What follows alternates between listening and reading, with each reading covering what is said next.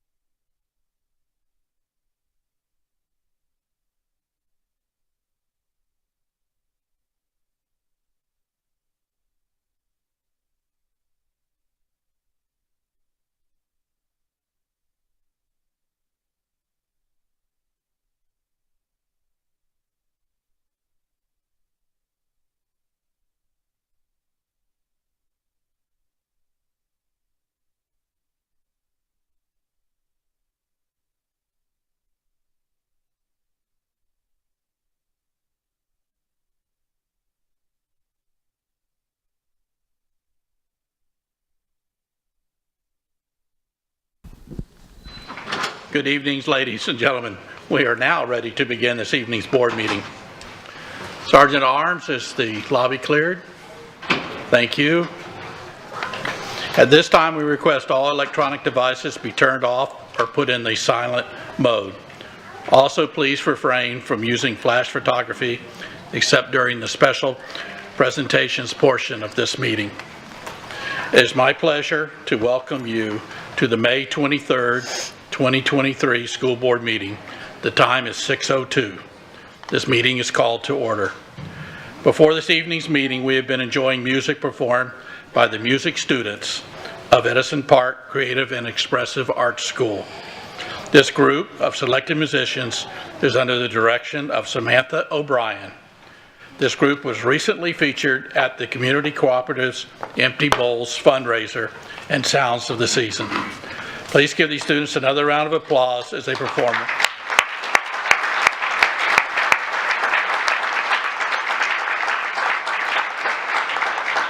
And they'll perform one more song for us.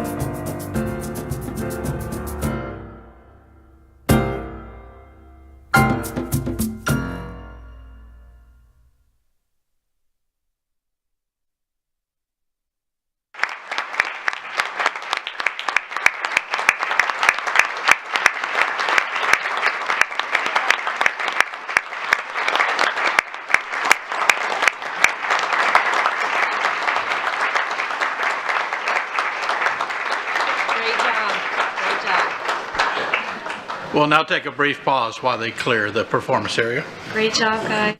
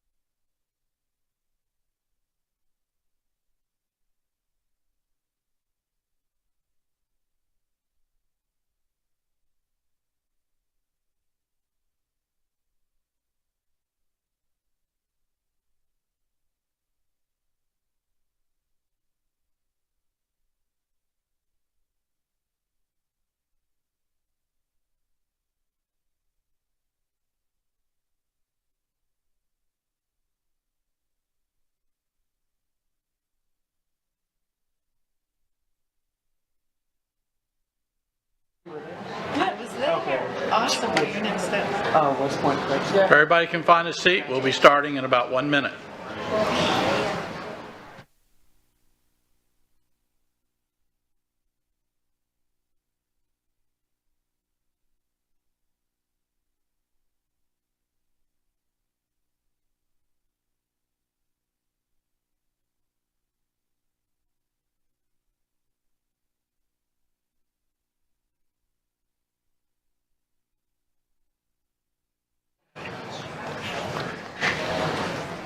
We would like to take this opportunity to remind the members of the public of the district's mission, which is to ensure that each student achieves his or her highest personal potential and the district's vision to be a world-class system.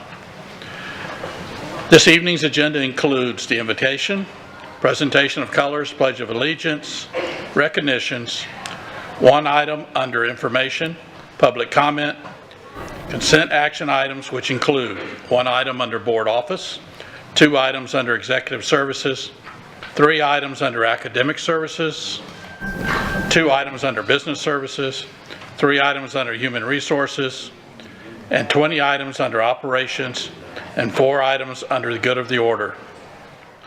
Board members, is there a motion to adopt the agenda? I motion to adopt the agenda. Okay, second. I'll second it. Jordan. The motion was made by Ms. Fleming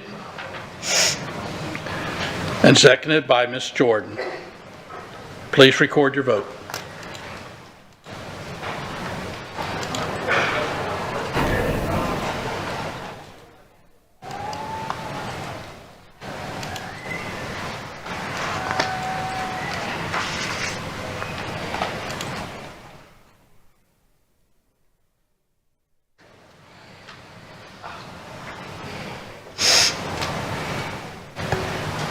Excuse me, I'm signed into the public website, not the board, Oh. so I'm a yes, please. Okay. Thank you. They got it. I'll fix that. Motion carries 7-0. As is the custom of the board, Mrs. Giovanelli will lead us in the invocation. Afterward, Mr. Fisher will lead us in the presentation of colors and pledge of allegiance. Please stand. I'd like to welcome Jared S. Parker to the podium, please. Jared S. Parker was born to John and Linda Parker in Detroit, Michigan, a graduate of Davenport Central High School, where he was a standout for a four-sport athlete, having received Division I college scholarship offers in 4 sports. He went on to play professional baseball for the Atlanta Braves and New York Mets professional baseball organizations. During that time, he continued tertiary education, earning his undergraduate degree in Maycrest College and majoring in religious studies and graduate studies at Trinity College and Theological Seminary, earning a master's in divinity and biblical studies. Prior to entering the ministry, he served as substance abuse counselor for the Center for Alcohol and Drug Services, Davenport, Ohio, Special Gang Task Force expert for the Youth Alternatives Program, Davenport Police Department, and Davenport, Iowa. In 1993, he founded the Solutions Character Development Program, which became National Youth Program in the YMCA of the USA. He then became the first African-American executive director of the YMCA in the state of Florida and the Western Illinois region for the Scott County Family YMCA. During his leadership at the YMCA, he successfully completed a $24 million capital expansion campaigning result for 4 new state-of-the-art branches across the Iowa Quad Cities community. Pastor Parker has also been preaching for the last 26 years and the pastor for 21. In 2002, he was called to the Greater Antioch Baptist Church in Rock Hill, Illinois. He led the church to grow from 175 members to 100 to 1,100, and the annual budget of a $500,000 budget. In 2010, Pastor Parker was called to plant the Word Baptist Church in East Moline, Illinois, where he was a pastor for 8 years. Pastor Parker was called to the historic Estate Mart Baptist Church in Omaha, Nebraska in 2017, where he served as a senior pastor until becoming pastor of the historic Friendship Missionary Baptist Church of Fort Myers, Florida in April of 2023. Pastor Parker has also held state and national positions in the Baptist Faith Church, including Quad Cities Baptist Church Pastors Conference and General Secretary, Wood Driver Baptist Church Association. In addition to his ministry duties, he also served as assistant varsity football coach and offensive coordinator, head sophomore baseball coach, assistant girls varsity basketball coach, and head freshman basketball coach at Rock Island High School in the Rock Island, Illinois. Among the many talents in its television broadcasting, has also served as host of TBN famed Praise the Lord show from 2014 to 17. Pastor Jared Parker is joined by his fiancée Lily Miller and has 4 beautiful daughters, Brianna, Erica, Angel, Alyssa, and 2 grandchildren, Ariana and Caius.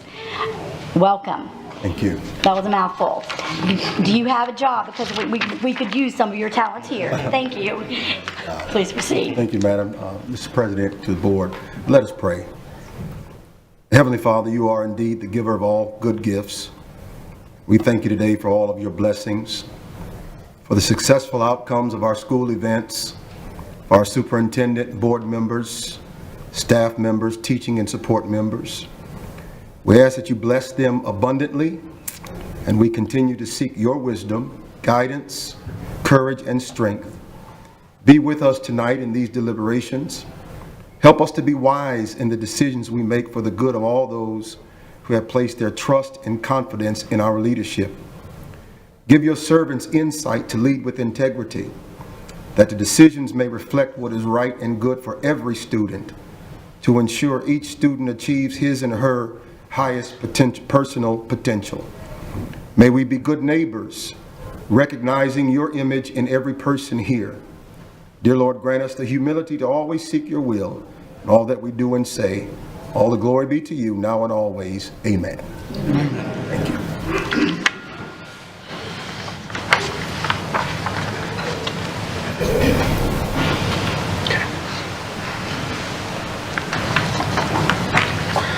Introducing the cadet who is presenting the national colors for our Pledge of Allegiance tonight is Master Sergeant Retired William Jones.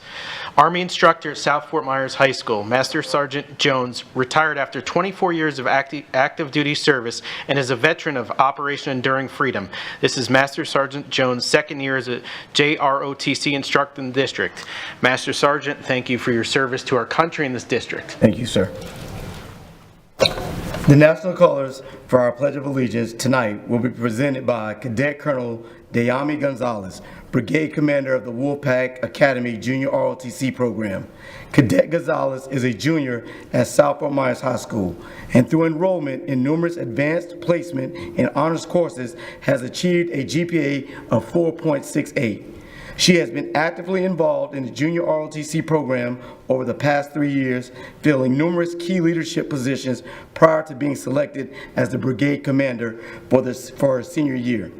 She is a member of the Student Government Association, National Honor Society, and girls softball team.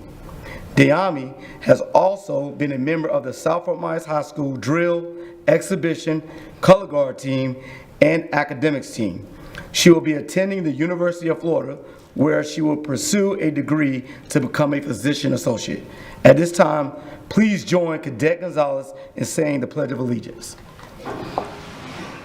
Pledge allegiance to the flag of the United States of America and to the republic for which it stands, one nation, under God, indivisible, with liberty and justice for all.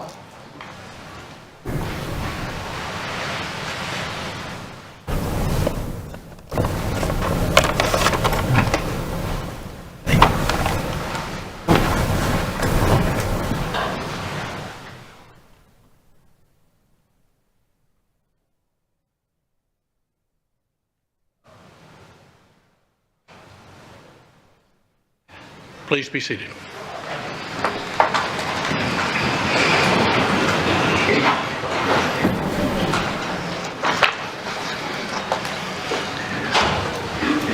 This evening's student representative is Frederick Harris. Frederick is a 2023 summa cum laude graduate of Dunbar High School, taking IB and AP coursework.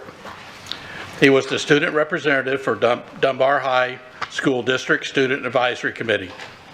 Frederick was a member of the National Honor Society and the Dunbar High School track and cross-country teams. He served as executive officer for the Dunbar JROTC 2nd Battalion. Frederick will be attending the United States Military Academy Preparatory School and then West Point. He plans to serve as an officer in the U.S. Army. Thank you in advance. Yes. Frederick is interested in several areas of study such as chemical engineering, biochemistry, and psychology. He enjoys giving back and serving his community. Frederick has many hours of undocumented service because he just pitches in without looking for recognition for his service.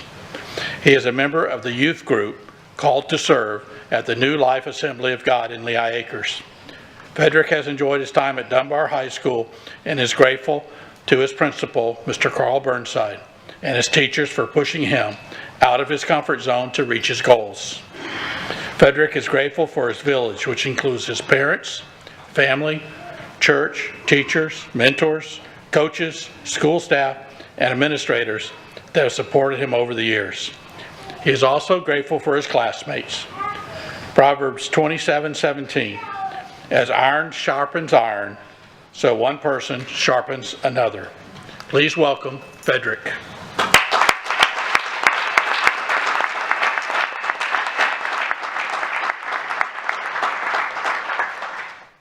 Good evening. Tonight we have 6 recognitions. The first recognition is the 2023 FHSAA Boys Weightlifting State Champions, introduced by board member Chris Patrica. Second recognition will be the 2022 to 2023 New Teacher of the Year Award, introduced by board member Jada Langford Fleming. The third recognition will be the 2022 to 2023 Apples Mentor of the Year Award, introduced by board member Debbie Jordan. And the fifth recognition will be the Florida Junior Thespians All-State Recognition, introduced by Board Vice Chair Samuel Fisher. And the last recognition will be the first LEGO League World Robotics Championship winners, introduced by board member Melissa Giovanelli. Board members, please join me in the pit for recognition.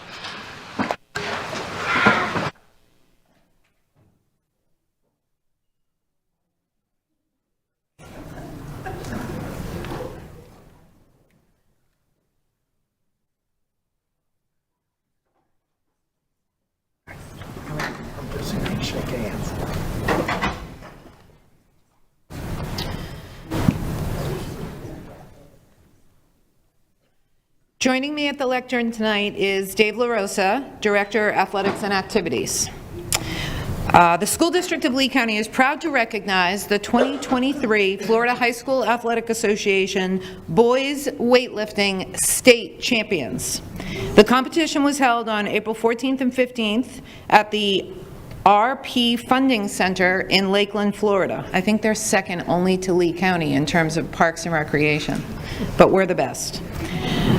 Students, when your name is called, please come up to receive your certificate and join the board members and superintendent in the pit for photos. From Ida Baker High School, Senior Luke Bazzelli, 2A traditional 169-pound weight class, total lifted 585 pounds.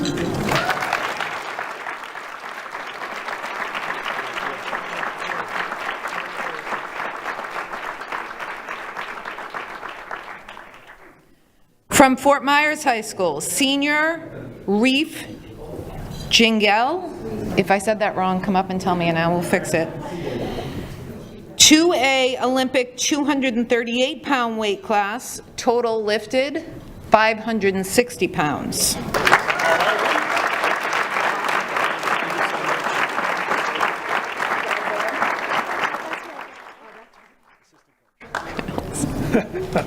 The school board and the superintendent are pleased to recognize these athletes, along with their coaches, Mitchell Marinack and Pat Casey, for their commitment, determination, and hard work that led to this outstanding accomplishment. Thank you.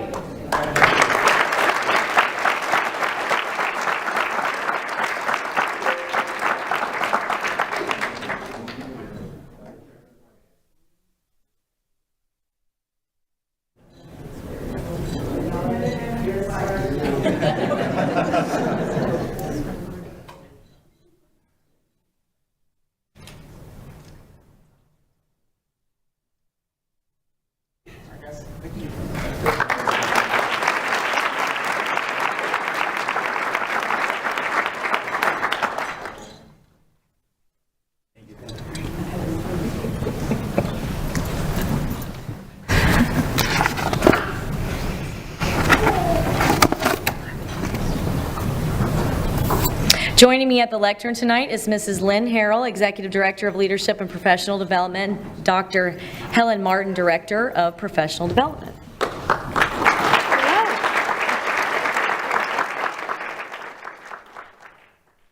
The School District of Lee County is proud to announce the formal recognition of the new Teacher of the Year.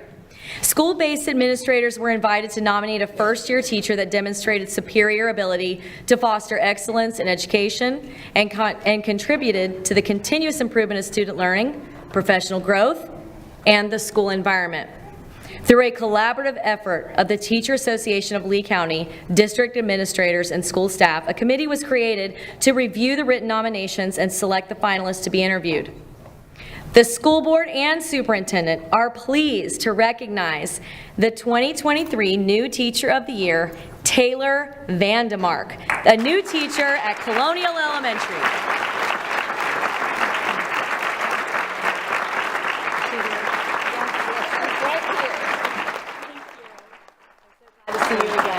Congratulations. You're welcome.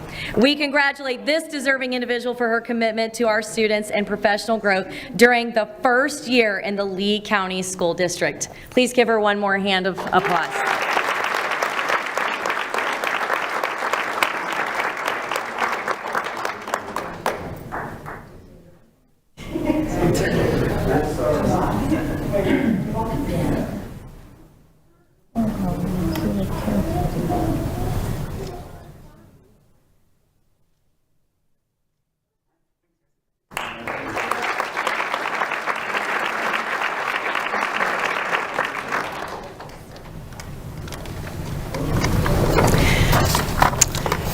Joining me at the lectern tonight is Mrs. Lynn Harrell, Executive Director of Leadership and Professional Development, and Dr. Helen Martin, Director of Professional Development.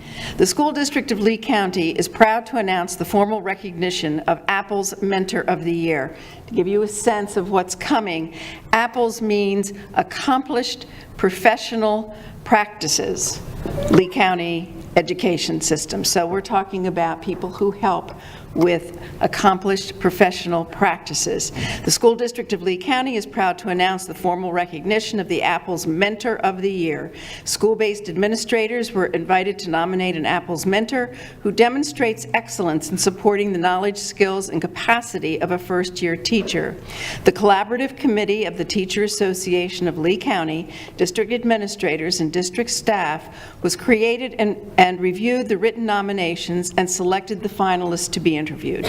The school board and superintendent are pleased to recognize the following 2023 Apples Mentor of the Year: Jessica Heckler, reading teacher.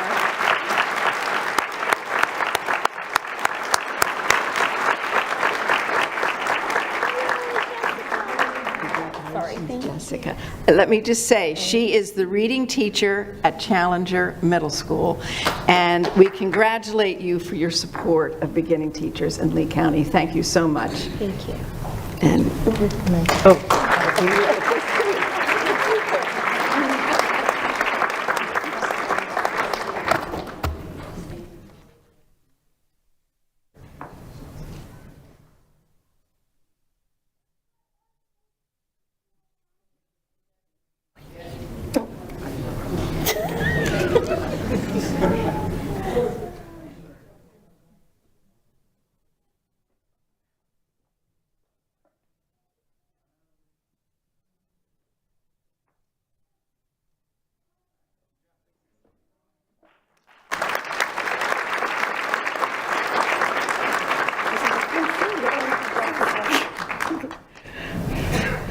Okay, joining me at the lectern, stay right here, is Mrs. Lynn Harrell, Executive Director of Leadership and Professional Development, and Dr. Helen Martin, Director of Professional Development.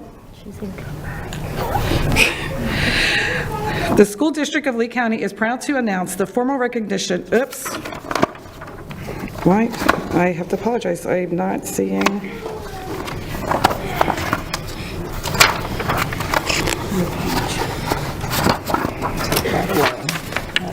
This is,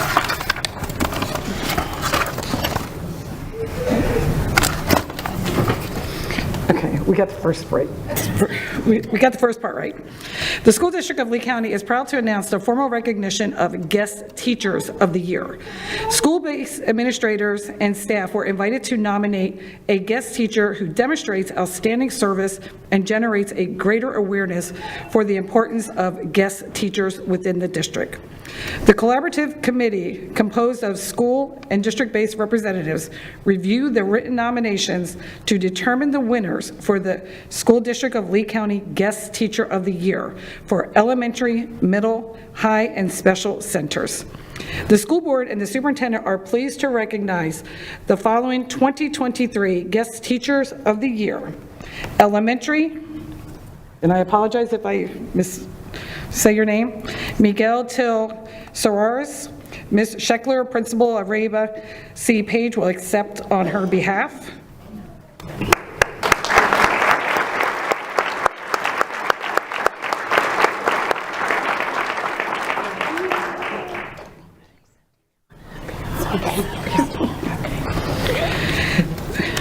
Middle school, Cassidy Korori.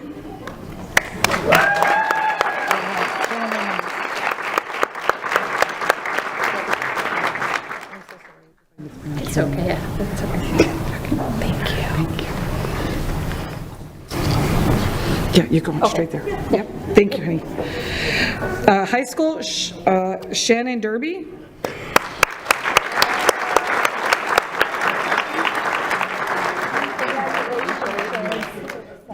Thank you, honey, for what you do. Thank you. K-8 Special Centers, Donna Hornsby.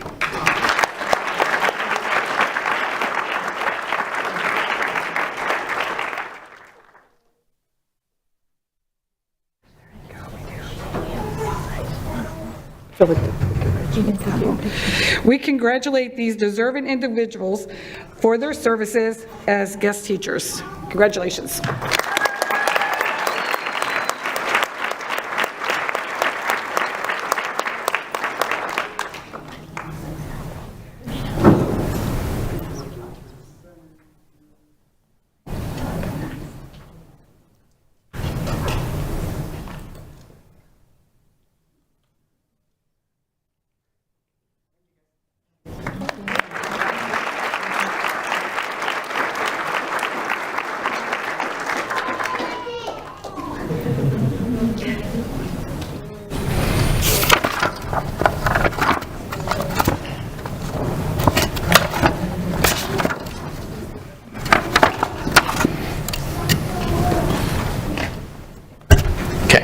Joining me at the lectern tonight is Dr. Jason Tomaszewski, Coordinator of Fine and Performing Arts.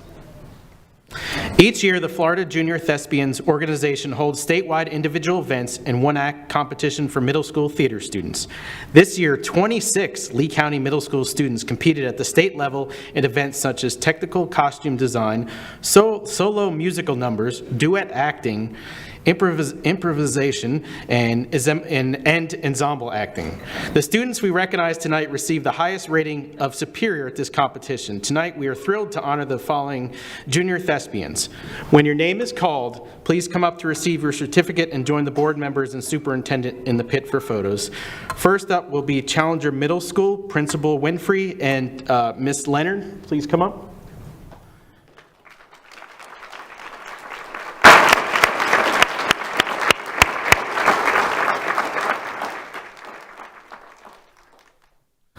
Okay, and forgive me on the pronouncing the names tonight. I'm already doing a great job right now. First is Alana Frazier.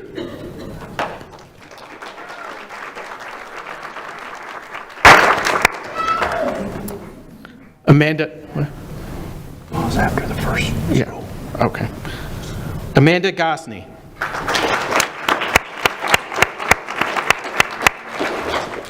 Ashlyn Wooten. Bailey McFarland. Braden Odom.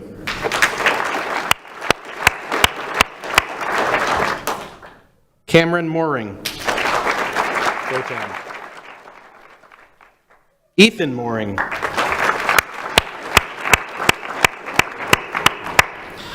Jira Cameron. How do you say it? How do you say it? Ethan Mooring. Okay, sorry. Okay, sorry. Grace Callan.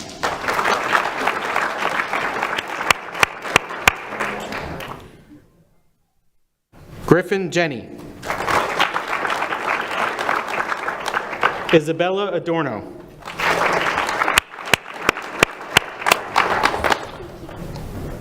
Nora Huizinga.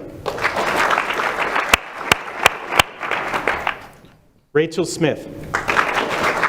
Great job. Serenity Bailey. Taylor Walters.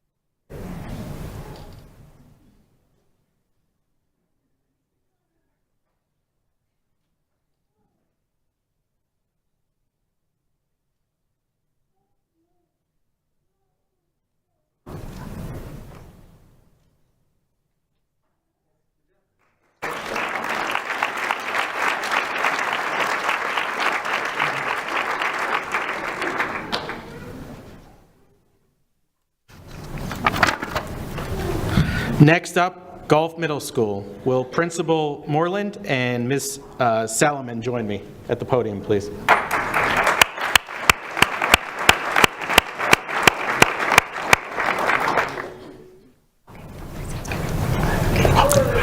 Actually, Mr. Moreland, but that's okay. Oh, sorry. First up, Nadia Ramirez.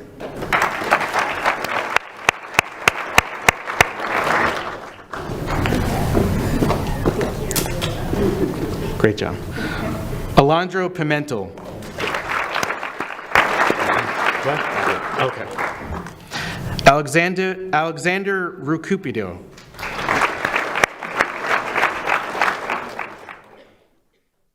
Karina Raffi. Okay. Anthony Serrano.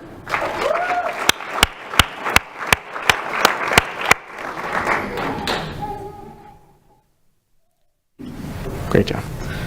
Gabriela Pazan.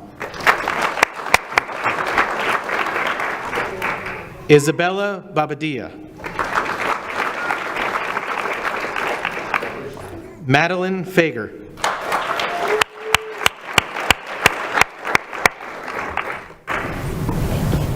Great job. Holland Harris.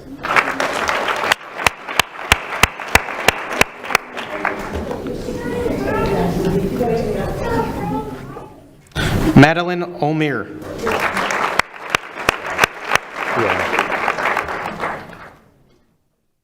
Great job. Megan McFarland.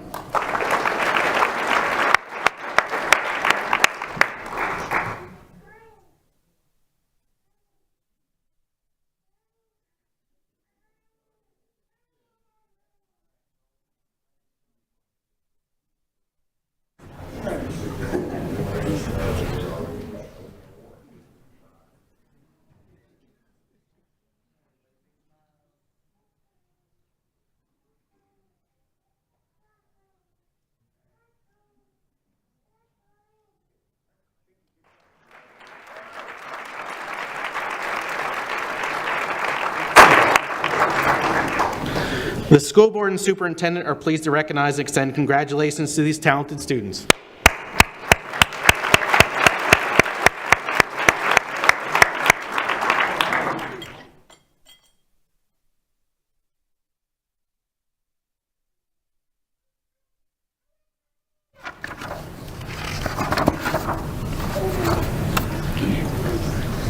Joining me at the lectern tonight is Pierce Augenstenbord, and I apologize for that, coordinator and the robotics team coach. Also joining me tonight is Lisa Wilson, marketing and public relations director.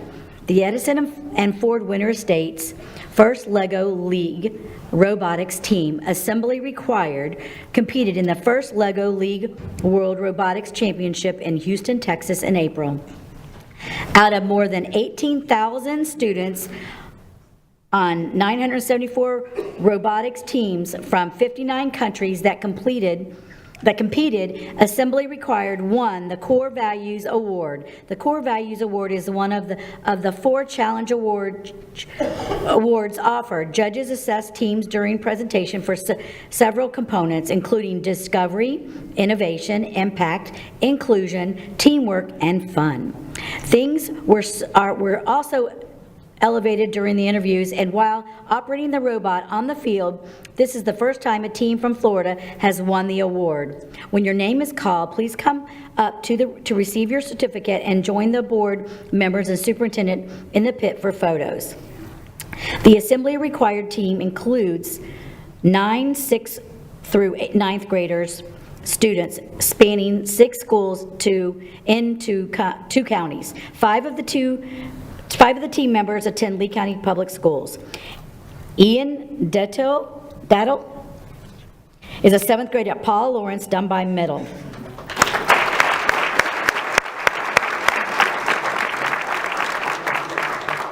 Nash Ellis Baucom, 7th grader at Paul Lawrence Dunbar Middle.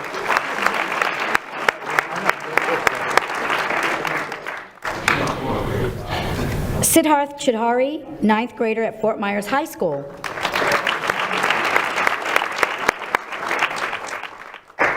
Okay, this one's going to be a little hard, so I apologize before I even try. Pranav Devagupte? Say it? Devaguptapu. 9th grader at Fort Myers High School. Tanish Madar, 9th grader at Fort Myers High School. Nishidi Fernando, 9th grader at Dunbar High School. The school board and the superintendent are pleased to recognize and extend congratulations to these gifted and talented students. Thank you. I was looking for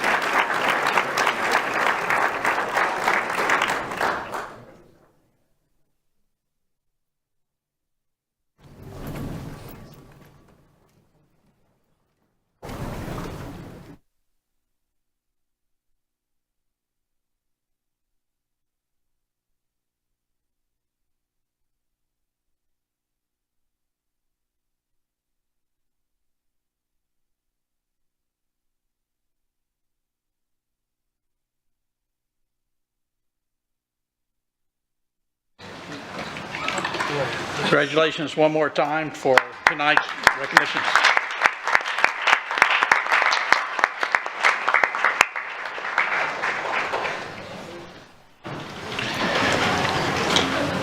Next on our agenda is the Hurricane Ian Community Update. Dr.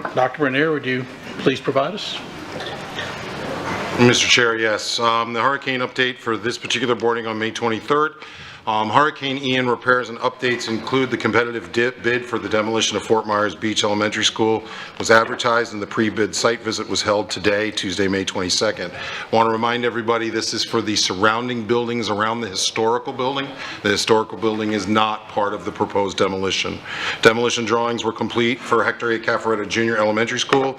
Advertisement for bid demolition will be posted next week.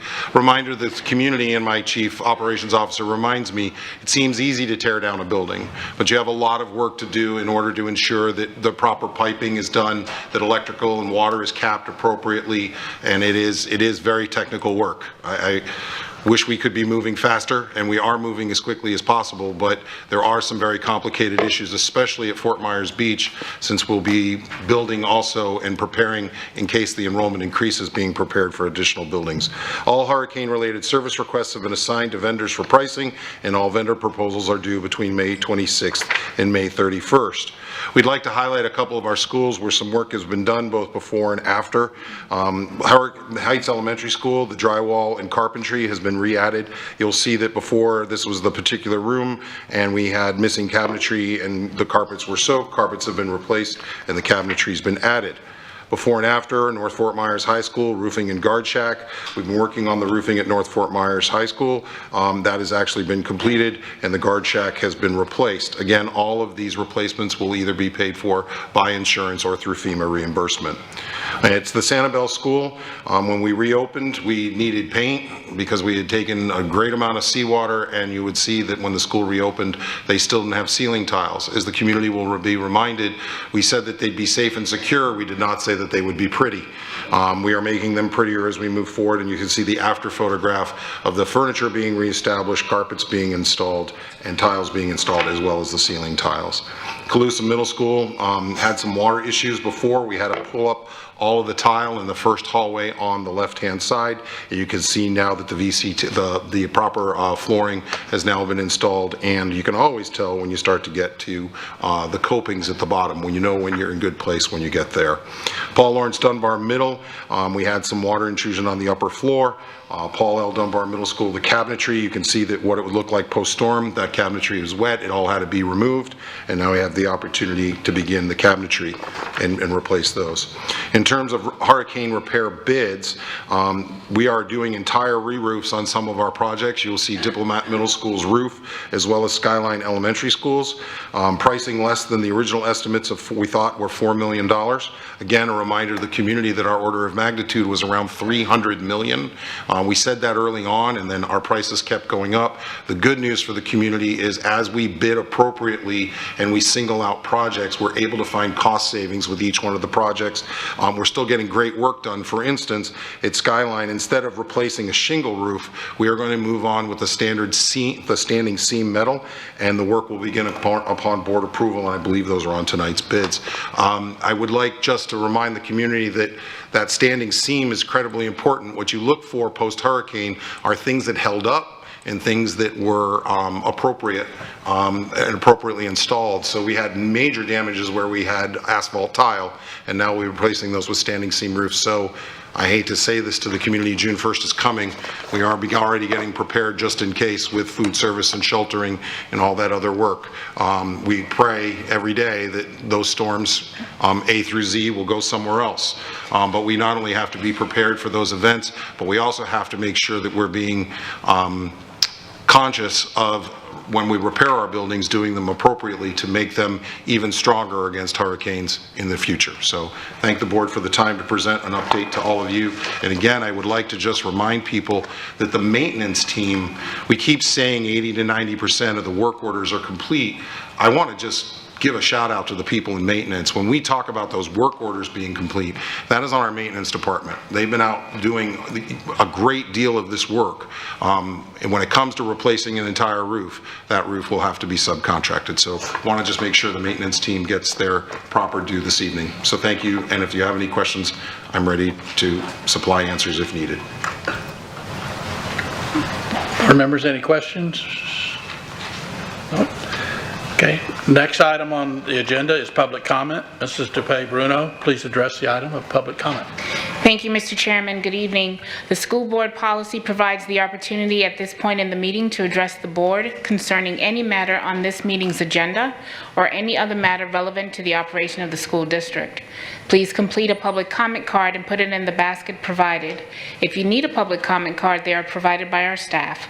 The rules concerning public comment are posted in the back and will be made from the podium in the front center aisle. Please be advised that the board will not respond during public comment to remarks made by speakers. Concerns will be addressed by the superintendent or his staff as necessary, and the chair may comment as deemed appropriate at the conclusion of public comment. The purpose of public comment is to provide feedback on district issues such as duties, responsibilities, decisions, and the general operation of the district. The school board is viewpoint neutral during public comment. We ask that decorum be kept and respect be shown, which is what is expected when a government agency conducts official business. Therefore, abusive language such as cursing, insults, derogatory language levied against an individual or a class of people are prohibited. Further, personal attacks such as name-calling are prohibited. In addition, clapping, hissing, and booing, or any display of temper during public comment is prohibited. Speakers who fail to follow proper decorum in the chambers will be ruled out of order by the board chair or the parliamentarian. Any speaker continuing with such remarks will be required to relinquish the microphone per Board Policy 1.11 and may be removed from the chambers by the Sergeant at Arms. Per Board Policy 1.11, the time per speaker is 3 minutes if there are 20, 2 minutes if there are 30, and 1 minute if there are 31 speakers or more.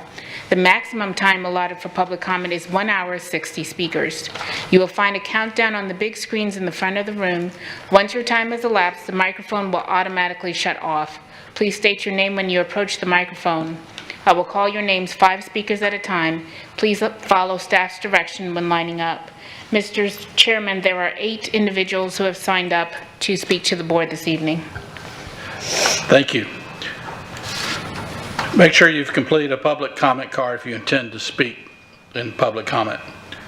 It's our public record for identifying those who speak and providing contact information for staff to follow up. Is there anyone in the audience who wishes to address the board but did not fill out a comment card? We have one. Mr. Person, I just got an email from Ms. DeVigili, and she's on her way, and she would like to be added at the end, please. Mr. Persons, public comment for the individuals that are here in the chambers. If Ms. DeVigili arrives by the time that public comment is not over, if we're still doing public comment, she will be able to get a card. If we are done with public comment, then that portion of the agenda is closed. Thank you. Please proceed. Thank you. The time per speaker is 3 minutes. Will the following individuals please line up? Robert Daniels, Tara Jenner, Joe Phillips, Yipram Devahanyan, Gwen Gittins.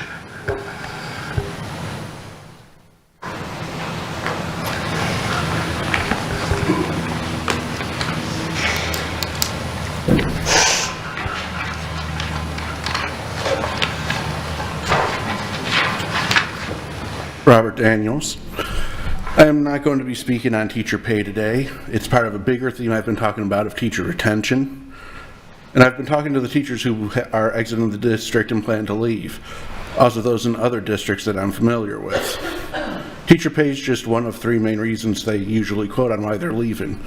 The other 2 are student discipline, and then the respect or disrespect, depending on how they phrase it, towards teachers, either in their working environment or in the classroom itself. I have with me today the book, Discipline with Dignity. This is one of our PD books in the district. It's worth 17 credit hours of classroom management. And I think this may start to shed some light on the current situation with student discipline in the district. This is from the chapter entitled Strategies for Students Who Chronically Misbehave. This is supposed to be classroom management strategies. It says, and I quote, "Throw a good old-fashioned tantrum every so often, probably no more than 2 or 3 times a year, a one-time tantrum in which you might yell, scream, stand on chairs, or even knock over a table or 2 can be wonderfully refreshing and renewing. It reminds the students that you, like all humans, have your limits, and that there are times you care deeply enough about your students to respond with visceral, nonviolent, but poignant, gut-releasing emotion." This is just one of a sample of really, really bad ideas in this book. And given that a large number of our teachers are coming to us as second career individuals, not trained through the College of Education, not having experience, just think about reading that as a teacher who doesn't know what to do and having to pitch to them by the training materials provided to you by the district. That's okay to do that in front of a classroom of children as an accepted classroom management strategy. Among the other bad ideas in this book, as well as several others for classroom management, all center around the idea of restorative justice, which in the sum of its parts can be summarized as 2 students break the same rule in the same way, they get different punishments. I don't have to tell you just from the get-go that, our normal civic standard of justice and fairness, if you will, is that justice is blind, everyone's equal before the law. And that's not what we're teaching our children, despite the fact that it is one of the most basic principles.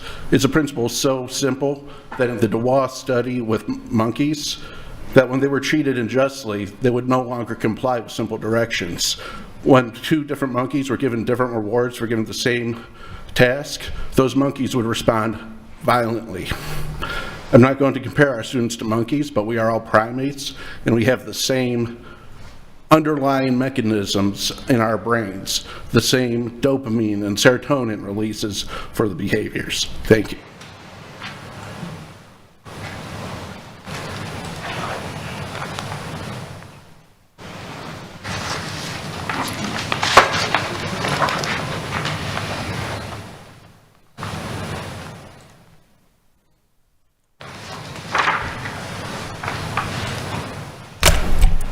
Yep, I'm there behind you in Lehigh Acres, Florida. I love my country, but I fear my government. I have a few comments. One is about artificial intelligence, AI. My finding, what I'm hearing is a lot of jobs are going to be lost. I just don't hope that we're teaching our students to a position that's going to be eliminated. So I think it's something serious we have to look at in the future and see where the jobs are going to be. My understanding is a lot of jobs are going to be eliminated. So if you're teaching to a job that's not going to be there, we're wasting money. So we have a lot of work to look at what we have to do in the future. The last comment is, I watched the legislators. They passed a lot of laws. God bless Governor DeSantis for passing them. A lot of concern for our kids. I was very happy what I saw. Some may be going to the court, but I hope everything goes through. We got to take care of our kids. Got to get rid of all this garbage out there. I hope that these laws that have been passed that will keep our kids safe and keep their minds safe. I saw some of those legislators, and they're basically liberals. unbelievable. No concept of what's right and what's wrong. These are people that were representing us and were against these laws to protect our kids. What is wrong with these people? I just couldn't understand it. So that's my comments, and thank you for listening. Bye.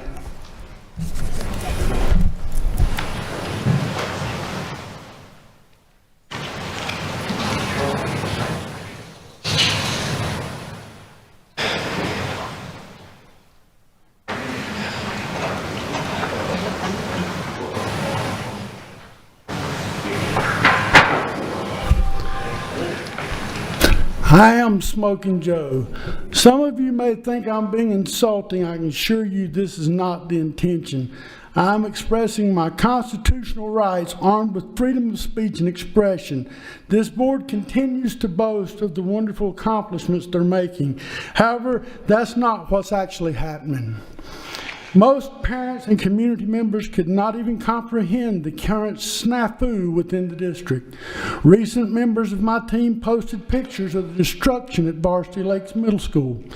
Chairman Persons, in a response to an email, said on Friday that he would ask the superintendent what to do on Monday. More of the tail wagging the dog. You are supposed to instruct him, not the other way around. I was contacted and sent a video of a child being beaten by another. This video went viral. Veterans Park Middle even had a social media page called Don't Worry About It, displaying various beatdowns at the school. Allegation of drugs cover-ups by administrators, sexual assaults in the double digits, administrators committing suicides, teachers are beating children and getting arrested, all in District 5. Why are district employees coming to me if you're implementing Speak Up, Listen Up? You should be sued for false advertisement every time that comes out of your mouth. Stop the illusion. Armored Persons, you're not David Copperfield. I will leave you with this. I used to walk over the Fort Myers Bridge every day as a child. My goal to reach the top. And one day it became a struggle to make it up, and I didn't know why. I looked in my shoe and I found a sand spur inside. I threw it out and I no longer struggled to meet my goal. Armor, you're the sand spur. While I applaud future implementation on the Guardian program, District 5 should consider utilizing staff from the Department of Corrections. I want to recognize and commend the 2 board members who made the effort to see the conditions of Varsity Lake, Melissa Giovanelli and Debbie Jordan. The 2 you have shut up. Now, with my remaining time, I'll offer any of you 3 minutes to respond to my accusations. None? Thank you. I'm going to remind speakers that we are not to insult or use derogatory. Nobody insulted. Excuse me, Mr. Phillips, please. Mr. Phillips, please. Just a reminder to not use derogatory language or insult anyone on the dais, please.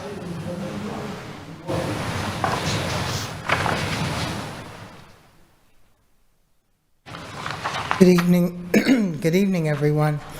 First, I want to congratulate the student that is sitting there, proud Dunbar High School graduate, and his prestigious acceptance to West Point Academy. There are very few in the number in the district that have done that. Thank you all for the changes and upgrades to the Student Code of Ethics. Excuse me, you did listen, and especially by shortening it. I have a suggestion. All the input has been from selected committees, not the community. When you say the community, those people on that committee were selected to be on those committees. And yet, the translations, which won't come until later, for over 40% of the students and population and families will not be shared with them until after you have voted. Especially regarding the demographics of the discipline data that will be referred to quite often by that group. Suggestion: before the board votes to approve a document, there should be a translation in at least Creole and Spanish, since they have to, once it's approved and you vote on it, the next time they see it in their language will be that they are required to follow it. And perhaps they haven't had input or totally understand. Next, when the board says that they are getting all their questions asked and answered in separate meetings, remember to share that information. Someone out here may have the same questions and never get to hear the answers. Finally, thank you to the Edison Park Chorus, and I suggest that everyone in the room and listening digitally look up the word Ubuntu. Thank you. Will the following individuals please line up? Gabrielle Denny, Lou Navarro, Sergio Cruz, Chrissy DiVigili.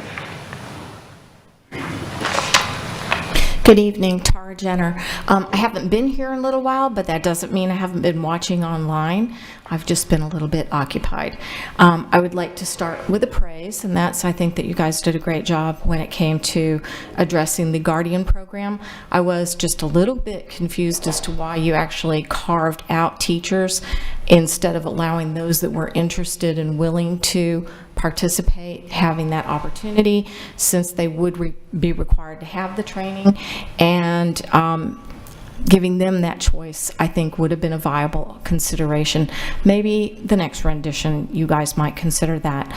I have been reading online, though, that you guys are looking at doing screening and scanning of people going into the schools. And I understand where you're coming from that. And I know that there is this standard that there's no expectation of privacy when it comes to lockers. But I was a little bit concerned when I read that there was consideration to be given to being able to look into the cell phones of the students. And the reason I raised that concern is even TSA does not look at our cell phones when we go through TSA check-through. The expectation of privacy on a cell phone is a little bit different.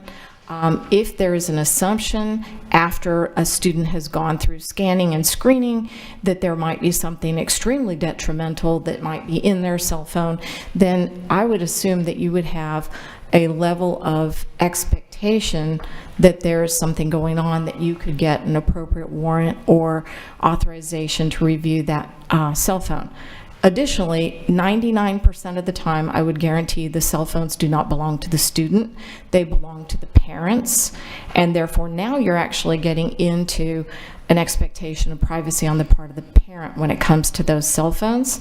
I've spoken to a number of students, not just my children, but actual kids that are currently in the schools, and quite a few of them have said that the stress level that they feel thinking somebody's going to go fishing and on a fishing expedition as to what's in their cell phone is rather disturbing for them, because they often will have conversations with their parents which are private, and it wasn't clear from what I read whether or not you guys would take it to the next level to see whether or not they'd be going on social media and looking to see what their social media access is, their emails, their text messages, and who even their points of contact are. So I would encourage you to consider that an expectation of privacy on cell phones is a totally different level than that which you might have with lockers or even just scanning the students getting into the building, especially since they will be scanned in advance. So fears and concerns of what's in that cell phone should be limited to.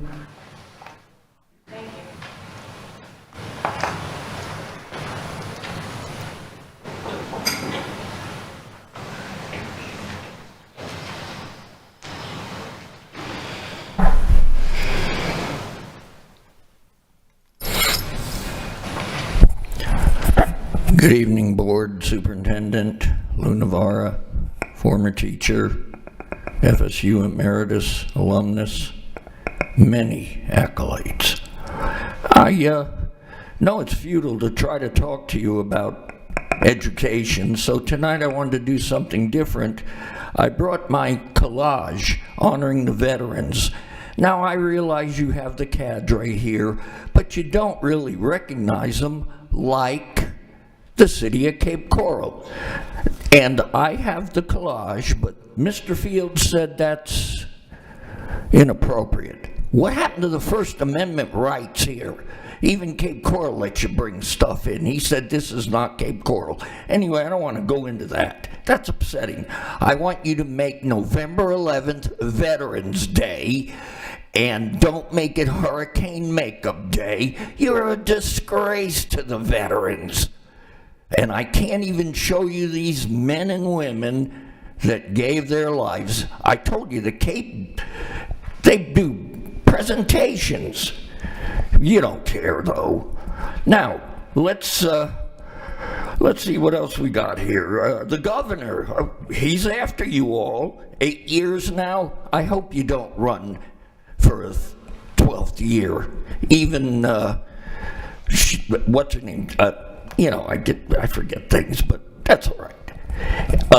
The governor, he cut your pay. At least you're below a starting teacher's salary. Now, he does have some genius in him. Maybe I don't agree with him, but, he has strokes of genius. Let's look at the union. I was a great union member. I asked the superintendent, why are we paying out of our taxpayers' dollars for talc deductions? Well, apparently the governor saw that, but I didn't tell him. He's had some real union-busting ideas and laws. Well, I won't show the collage. I'm really disappointed, but you need to make it up by making November 11th Veterans Day, and respect a veteran. You're sitting up there because of veterans. Shame on all of you. I don't know what's in your heads anymore. Any of the boards. Thank you. Come on. I didn't even come 2 weeks ago.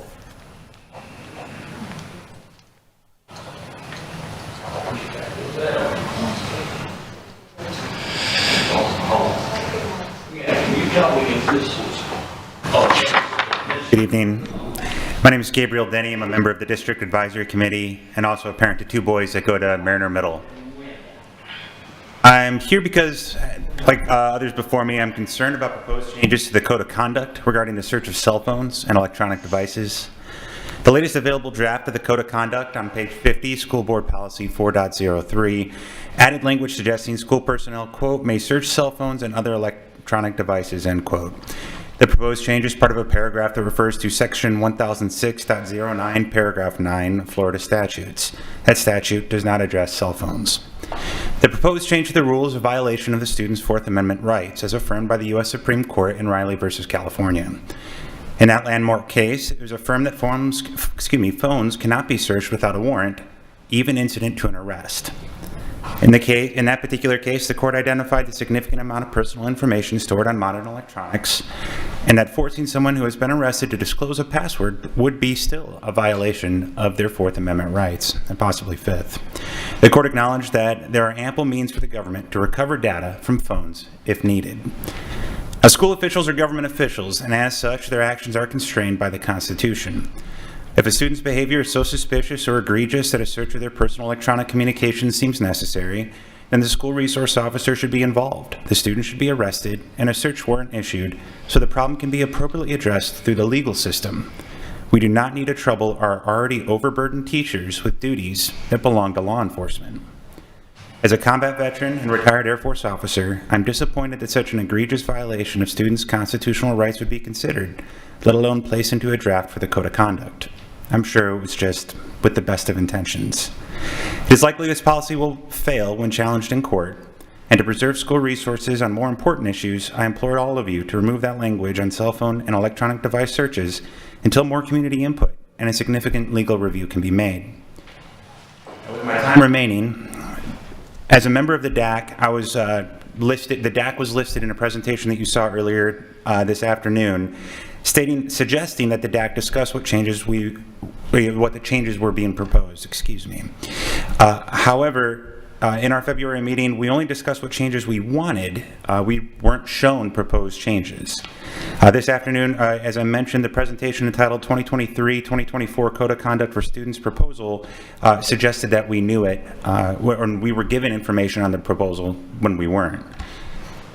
Please stand for students' constitutional rights, and as my fellow veterans has, I just ask that you stand for all of us and for the Constitution. Thank you.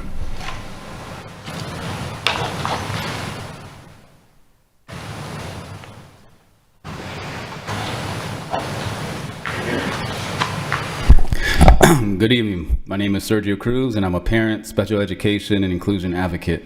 I'm usually not in the best of spirits when I come before the board, but earlier today I was left with a moment of hope when I was watching the board workshop meeting earlier today. Towards the end, I was excited when I seen a board member express her enthusiasm about technology innovation and initiatives. I believe it was Mrs. Langford said it more eloquently than me earlier today. I may be paraphrasing a little bit, but she was just excited about the district moving into the future of technology. Her excitement was justifiably shared in regards to the initiative to incorporate and utilize digital graduation programs accessible with the QR code. Following suit, I would like to present an opportunity to the board and ask that the board move forward with this endeavor.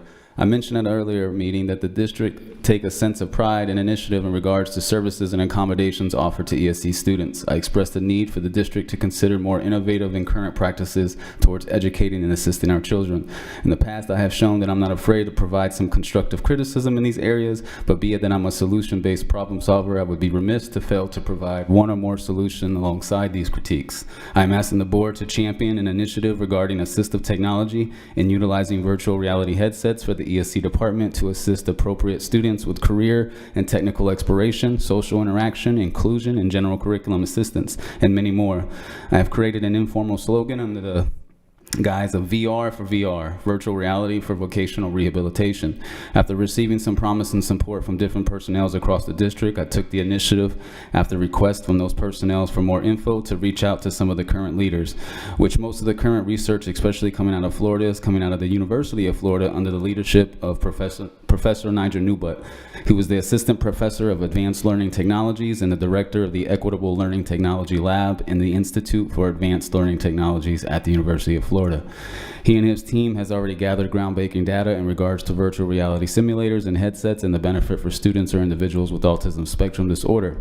He is already addressing the common concerns and barriers for the utilization of this technology and the research to accompany it. Professor Newbutt and I have spoken a couple times where he shared his vision and ambition of putting these counsels into every student's hands who needs them. He is eager and willing to explore a partnership and or pilot program in the district. He has already gained an invitation and implemented these in districts within the state. Other districts have implemented these on their own accord with exciting promise and results. Districts like Leon County, Pasco County, and others. I ask that someone works with me and Professor Newbutt to provide a much needed opportunity. There are numerous benefits and potential for inclusion opportunities for non-disabled peers as well, able to address safety issues as well as logistics and cost of traveling to some of these career or community opportunities, and it creates an immersive and meaningful engagement. I can go on and on, but with 3 minutes, that's all I have for you. Thank you.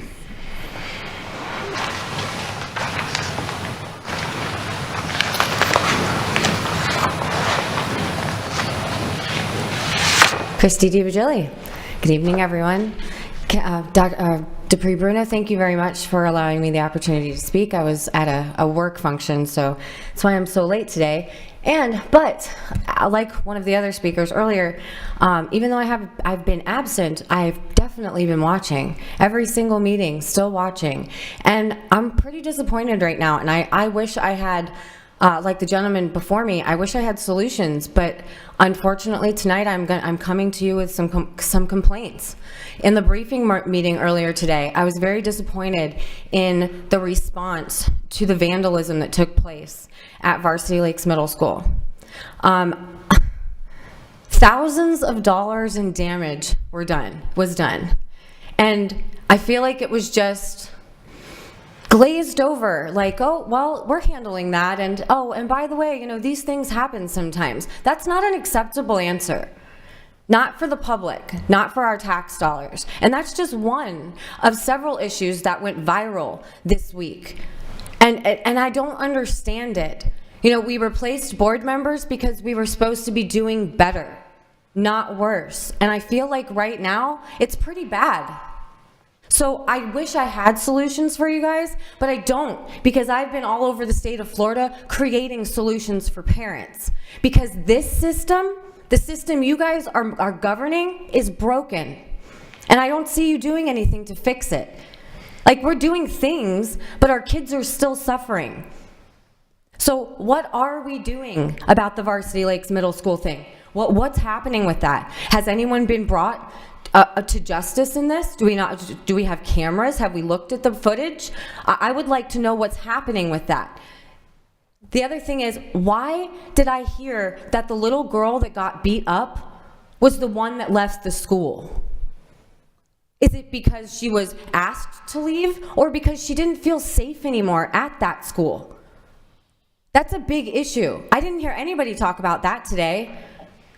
I would like those things, the issues you guys see online that I know all of you have seen, please talk about them, because we all see them and we're all talking about them. And for you to just remain silent, it's just showing us that you're giving us more of the same. And that's not what any of us signed up for. So please, I'm going to yield the rest of my time and just beg you guys to please do your jobs, because we are still watching. Thank you. Mr. Chairman, that concludes public comment. Thank you. I will, during my good of the order, address the searching of the cell phones, because what your perception from the news articles is not correct. We also addressed it today during the briefing. So if you hang around, I will do that. And I would ask Mr. Bernier to address the Varsity Lakes during the same time. Next on our agenda is the consent items. The documentation for action items listed under consent is made available to board members 7 business days prior to the board meeting. We are expected to review all the material, and we have an opportunity to speak with the superintendent with any questions we may have regarding the recommendations. Some of these items have also been briefed in workshops in advance of appearing on the action agenda. Board members, are there any items you wish to pull for discussion under unfinished business tabled items? Mr. Fisher? No items, Chair. Ms. Giovanelli? I have none, thank you. Rika? No, thank you, Chairperson. Ms. Jordan? I have none, thank you. Ms. Slaker-Feldman? I have none. And Ms. Morgan? I have none. Thank you. And I have none. Is there a motion to approve the agenda's consent action items tonight? Ms. Jordan? I move to approve the agenda as written. Thank you. Is there a second? Mr. Fisher? Second.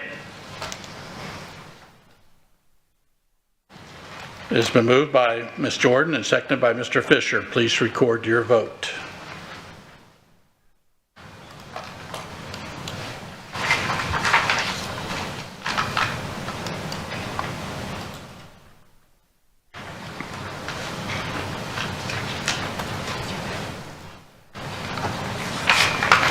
The motion carries 7-0.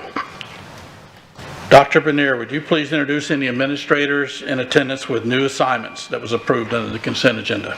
Yes, Mr. Chair, it would be my pleasure. We have a number of appointments this evening. Unable to attend is Ronald Iarusi. He will be moving to the grants program under the coordinator for charter school operations. Jamie Trotter will be is in the grants program and development. It will become the new a new coordinator for charter operations. Please, there she is.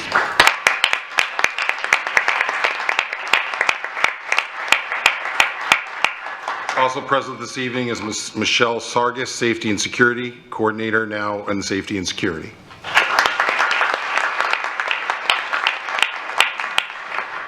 On the school-based level, we have a number of changes of assignment. We are pleased to announce that Mia German will be moving from her assistant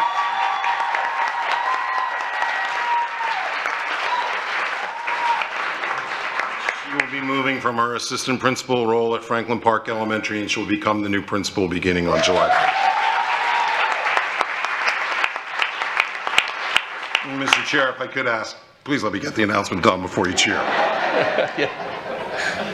At the Sanibel School, Jennifer Lusk will be assuming the principalship of the Sanibel School.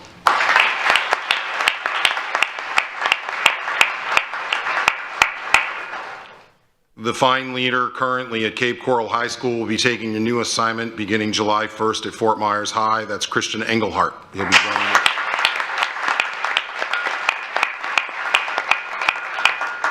Returning to her secondary roots, Michelle Freeman will become the new principal at Lehigh Acres Middle.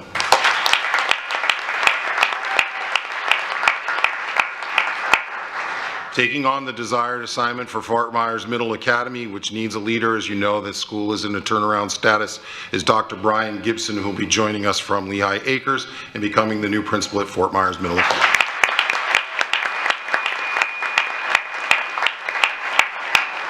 Unable to attend tonight because he's at his middle school with his custodians is Scott Lemaster, who will be becoming the principal at Manatee Elementary.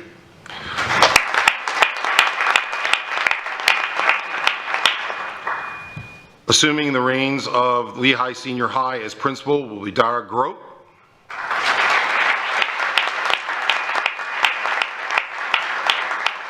Andrew Miller will become the new principal of North Fort Myers Academy for the Arts.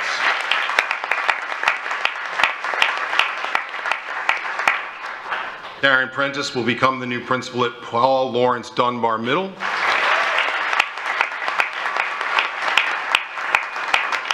Akia Maston will become the new principal at Pine Woods Elementary.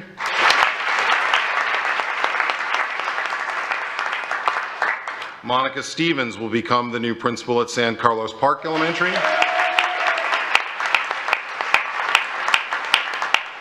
And Chevanice Anderson Thomas will become the new principal at Varsity Lakes Middle.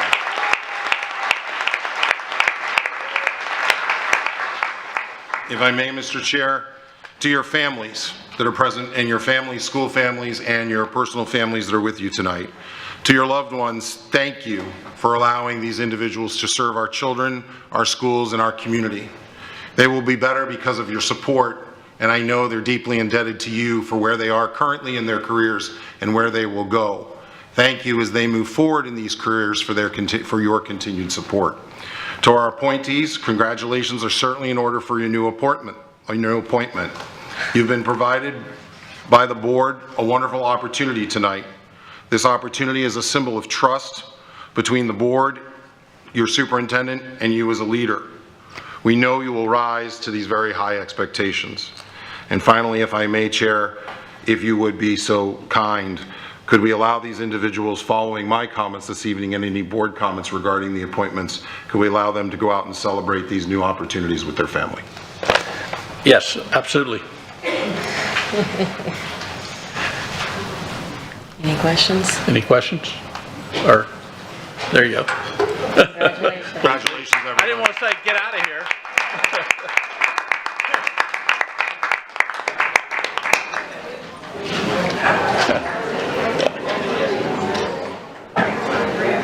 That's exciting.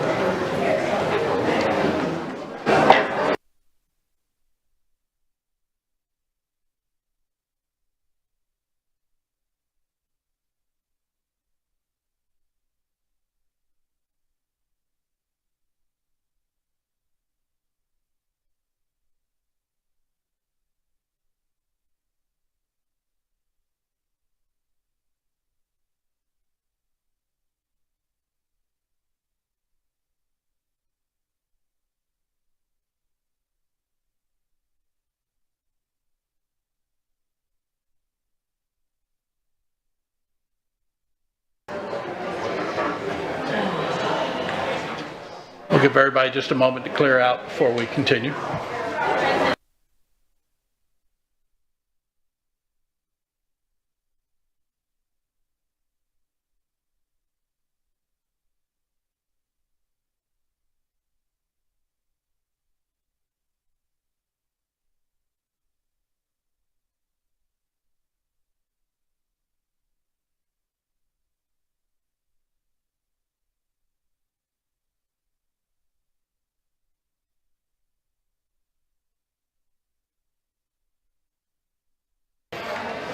All right, we'll continue with the good of the order.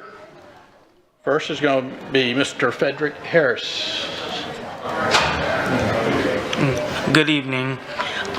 As a recent graduate of Dunbar High School Class of 2023 and a student that's been through the school system for 13 years, I overall have had a great experience in Lee County.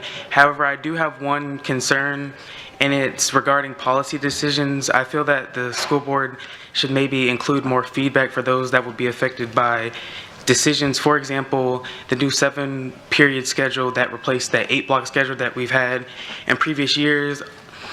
Although the schedule is good, there are some cons to it. I feel like that the 45 minutes isn't enough time to really learn or grasp a lesson in a classroom. And I'm speaking from my experience and other students' experiences. Like, I was in the IB program, and it was a very rigorous, and AP courses, and they're very rigorous, and I just felt like by the time the teacher took attendance and settled in that it wasn't enough time to finish a lesson. The lessons were always interrupted. We never really finished a lesson, and I felt like I ended up with more homework because everything was so smushed into a small area. And even though I was able to adapt, some of my peers were not able to, and that's the kind of concern I have. And one thing I will suggest is maybe, since the class periods are shorter, maybe we can add in an 8th period, and maybe that can be like a study hall for students to catch up. And that's all I have. Thank you. No, thank you. Thank you for being here. Mr. Fisher. Thank you, Chair. First off, congratulations, Mr. Harris. Thank you for joining us up here. You have a bright future ahead of you, and thank you for your future service to this country. So thank you for mentioning the policy part. You're right on that. We obviously, as I said, we need to continue to listen to everyone. I will, through the chair, defer some comments as well to Mr. Superintendent on that for later on, please. I want to thank Edison Park, the creative students. That was amazing, especially the last song. That was really, really cool tonight. I really enjoyed that. So want to say congratulations to all the graduates in Lee County.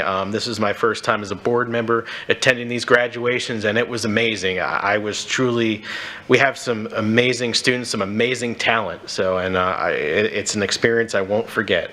It's very heartening. So, I mean, I know we all shook a lot of hands and things like that, but it was certainly worth it. So congratulations to all the graduates.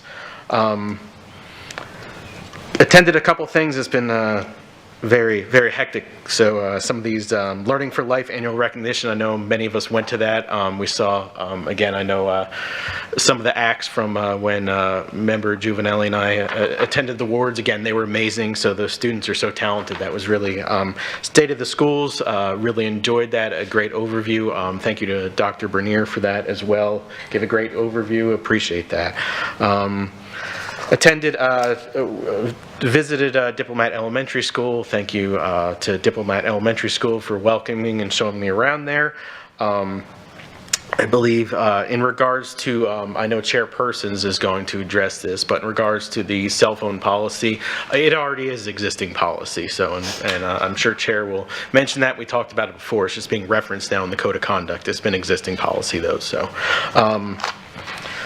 Outside of that, congratulations to the administrators, and wish everyone a great night. Thank you. Mrs. Giovanelli. Thank you, Mr. Fisher. You actually said most of my comments tonight, so thank you. I really want to just congratulate the class of 2023. I think that's really important. I actually got to attend the very first graduation of many at Gateway High School, and that was actually an honor and awesome, and I look forward to many more graduations for that school, that new school. Also, congratulations, Mr. Harris, as well, for West Point. Wow, that's awesome. And congratulations to you on your graduation. I didn't attend that, so I got to see pictures, so it looked like it was a really nice event. And then congratulations to all the new appointments. I think that's really important. And I just have one quick little thing just to let the people know.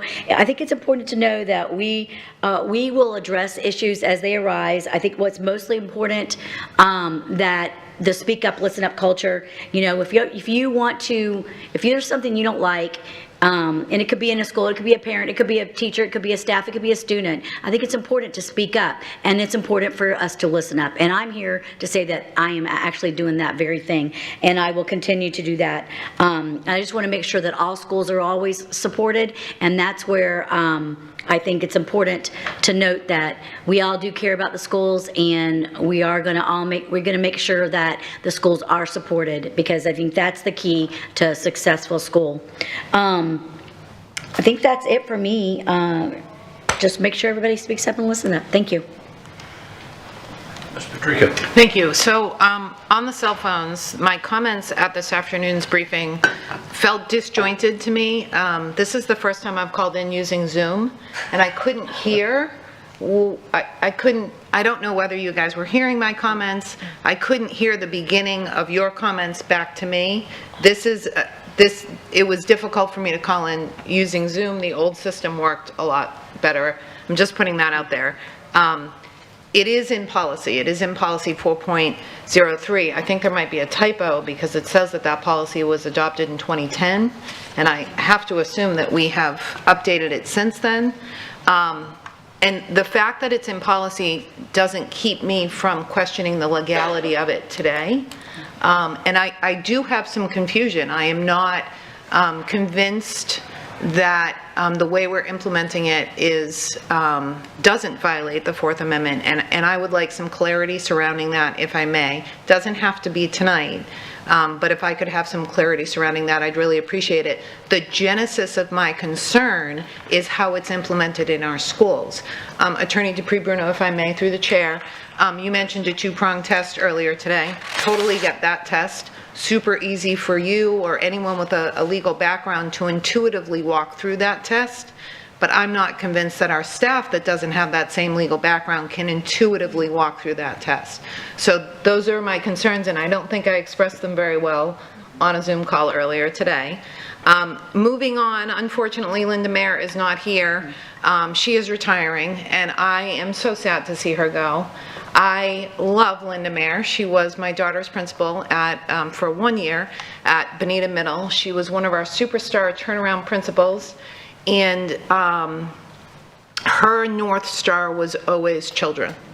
Everything she did was focused on what's best for children. And big shoes to fill and a big loss for the district in seeing Linda move on. I'm happy for her. I believe she's following her heart. And I'm just sad to see her go.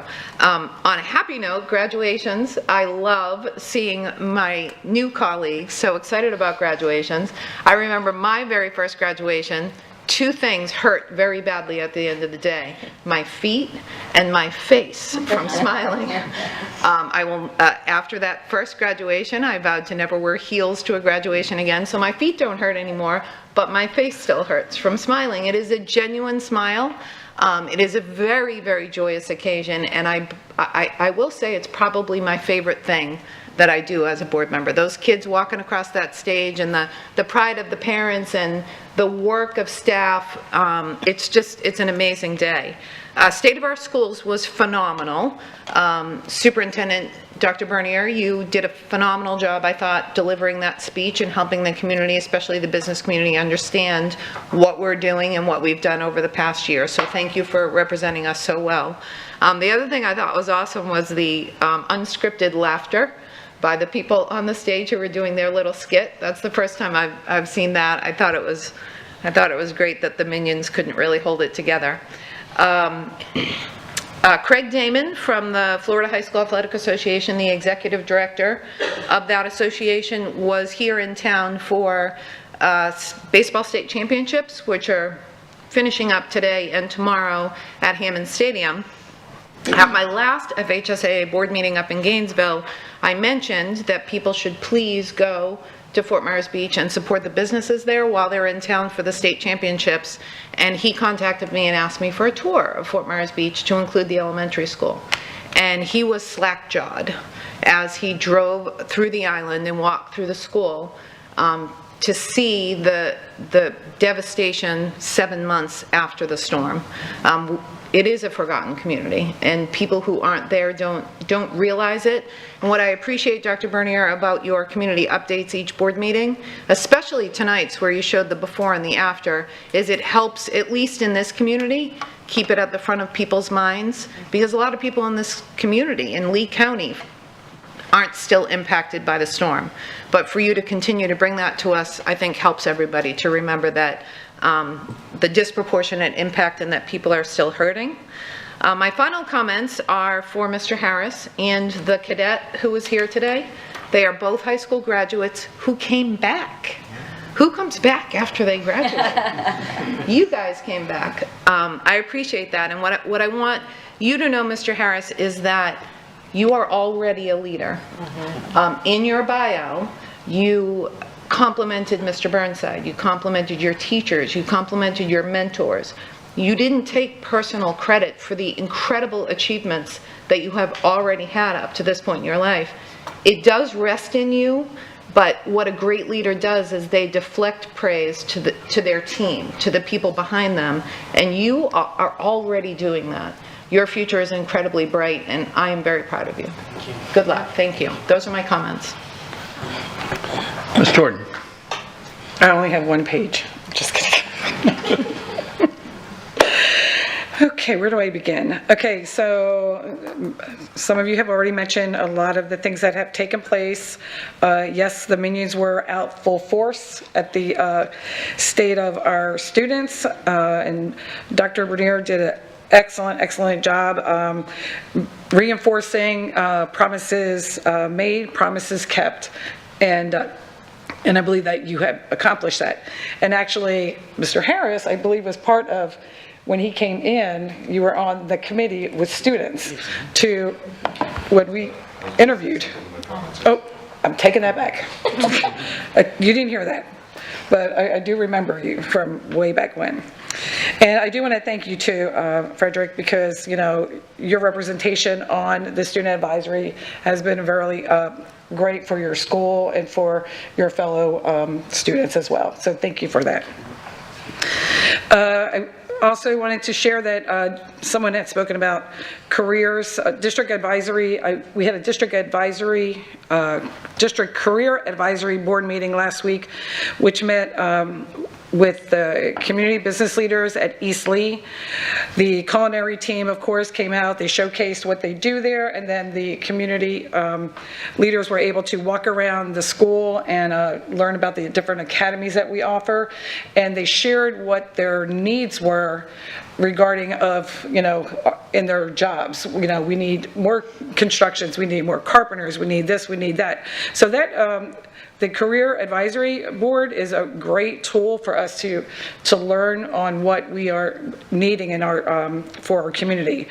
We also attended the Cape Coral Mayor's Scholarship event, where the students received multiple awards, students who were living in the West Zone. As I said, Learning for Life.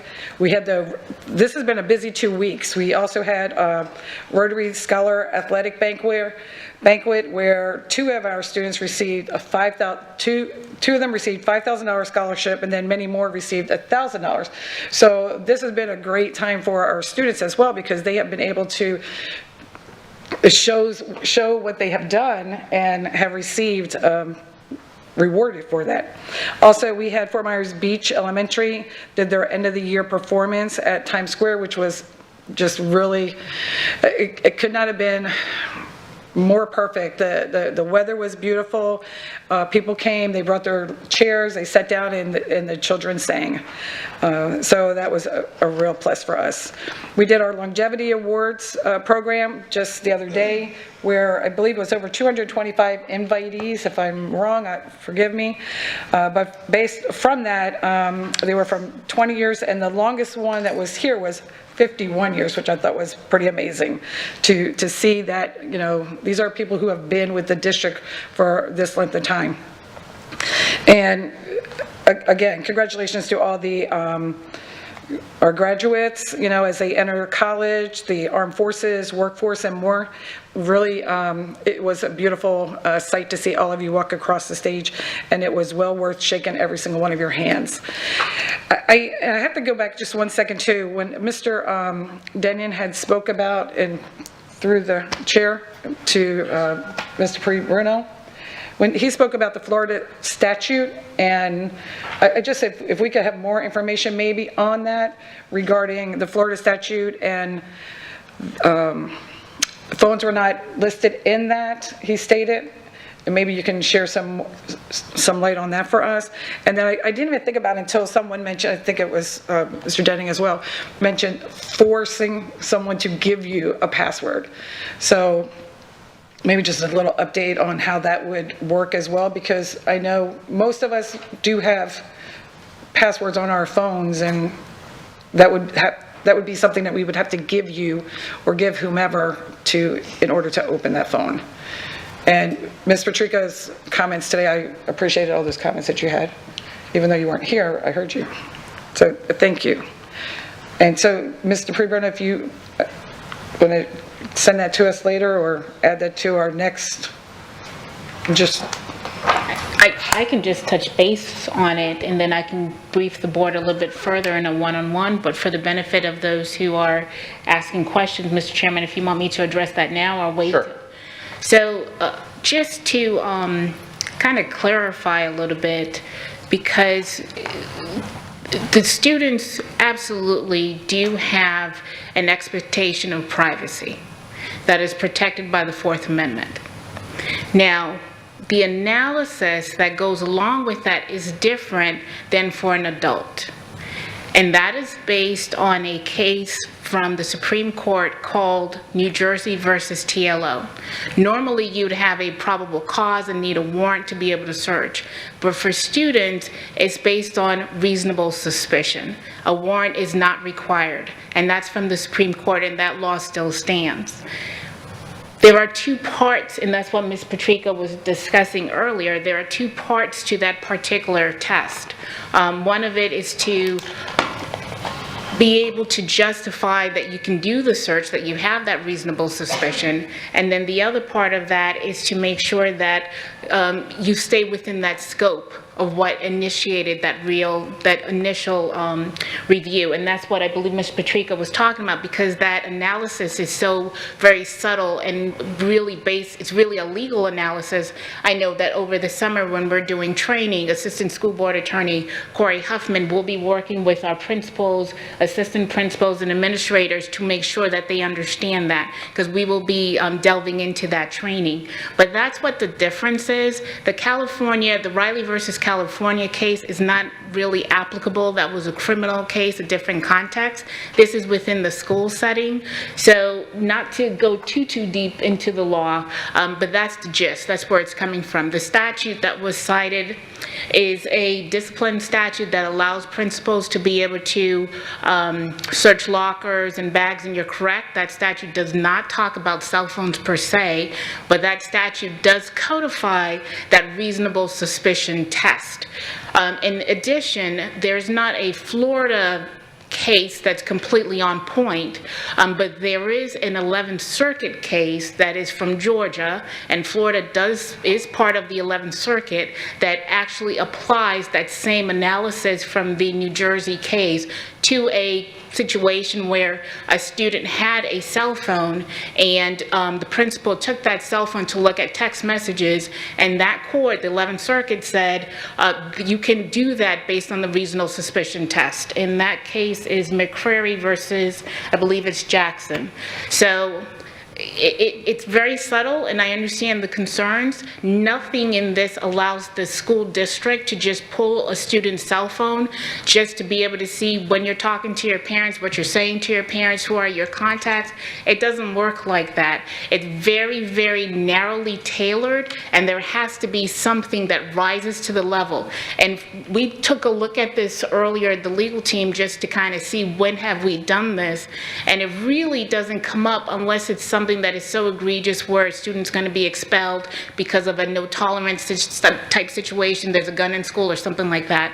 So it's not something that happens on a regular basis.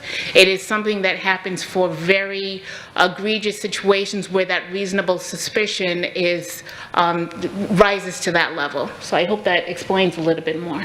Thank you. Mr. Chair, can I just add, because there was a question about passwords. We cannot force a student to give us a password.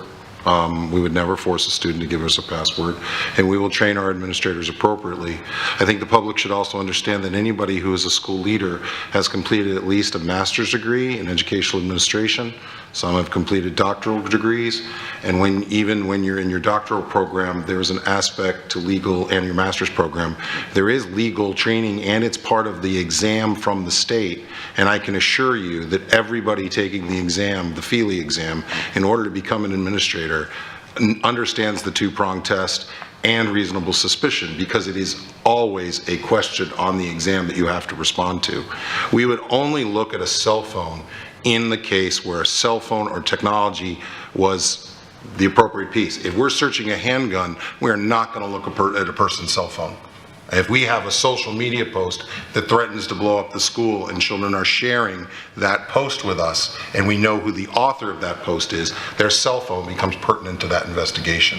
I know it's not always safe to say we've been doing this for a long time, but in the state of Florida, we've been searching cell phones for those particular reasons and only those particular reasons. Under no circumstances would we ever, as part of a screening process, ask to look at a student's cell phone. That's just not what we do. If they come through a detection, an entry device technology, and the cell phone's in their bag, it's a cell phone. I'm not looking at it. I don't need to know what's in their cell phone, and I'm not looking for a cell phone in an entry technology. I'm looking for a bunch of other things that you're very well aware of to protect the safety of our students. So I was going to put something in my closing comments as well. Yeah, and if I just could make sure that I clarify, the 11th Circuit case is Jackson versus McCurry. Thank you. And I apologize if you all were going to speak on it, but I needed that question to be answered because someone had brought that up about the statute. So I just want clarification on that. Thank you. And then my last comment is, we hear people come up and speak on the things that are wrong. It would be so great, and I really want to give this to the principals and the administration. Thank you for what you do. We really appreciate that. And it's hard because people don't realize all the good that takes place. So thank you. Ms. Patrica, go ahead. Just super quickly, could I have a copy of that case, please, just for fun? Because I did find 3 other cases that weren't from from the 11th Circuit, so that would be helpful. And the other thing too is addressing the fact that other districts, I assume, have this in their policies as well, and I think would give the public some comfort. Thank you. I don't know that it will give people comfort, but we can say that other school districts have this within the policy. And I think it's important to reiterate again, this is not new policy. We have been looking at cell phones this year and in previous years and previous years before that. Thank you. Mr. Langford Fleming. All right. Young man, you have a bright future ahead. I'm so disappointed I just met you. I wish I would have known you from kindergarten.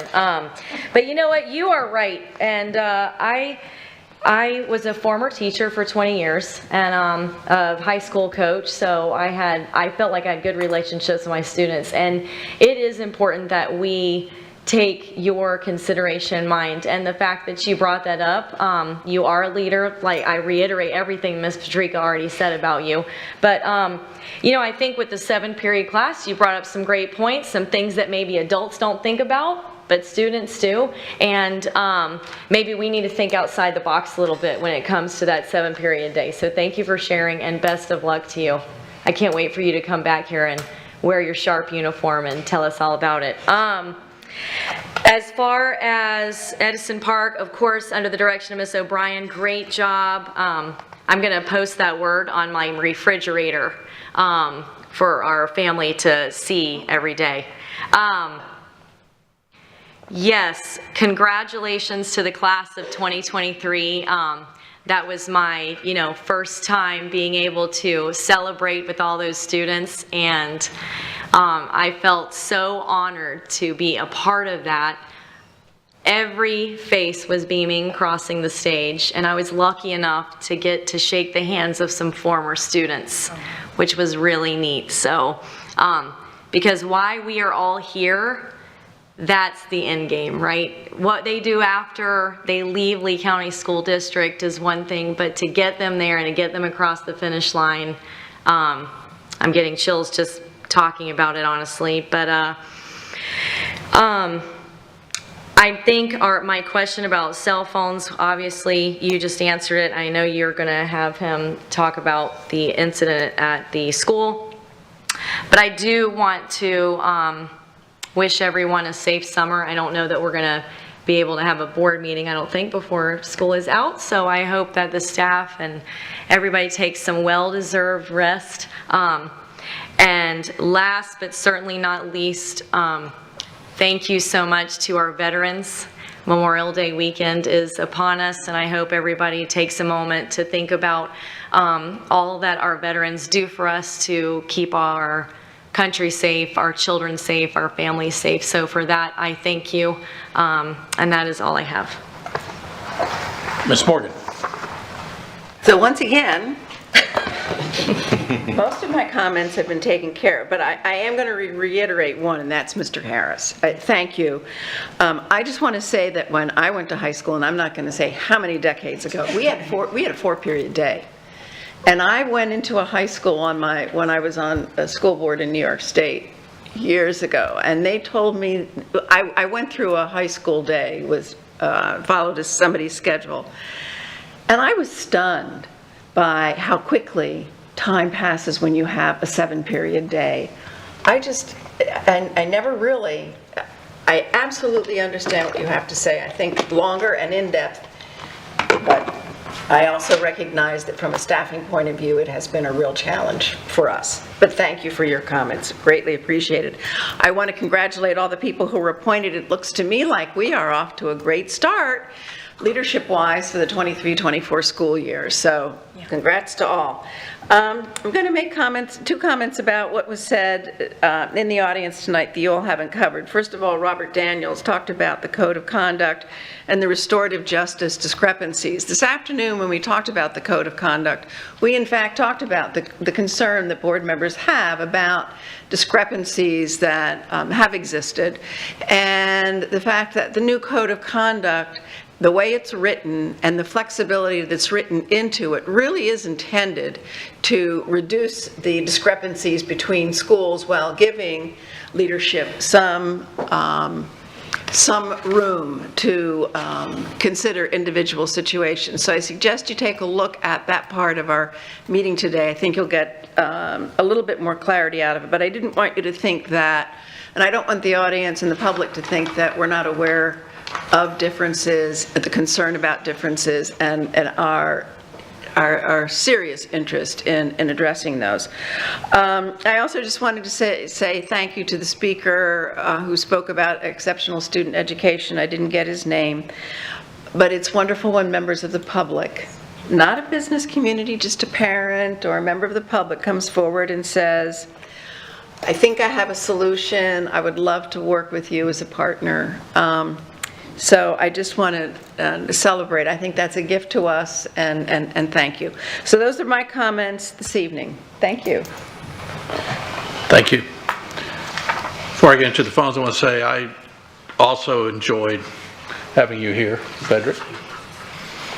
And having had 7 periods myself when I went to high school, I know how fast that is, and it was tough. So we'll have to see what we can do there. I enjoyed going to 6 graduations last week. That was a lot of handshaking.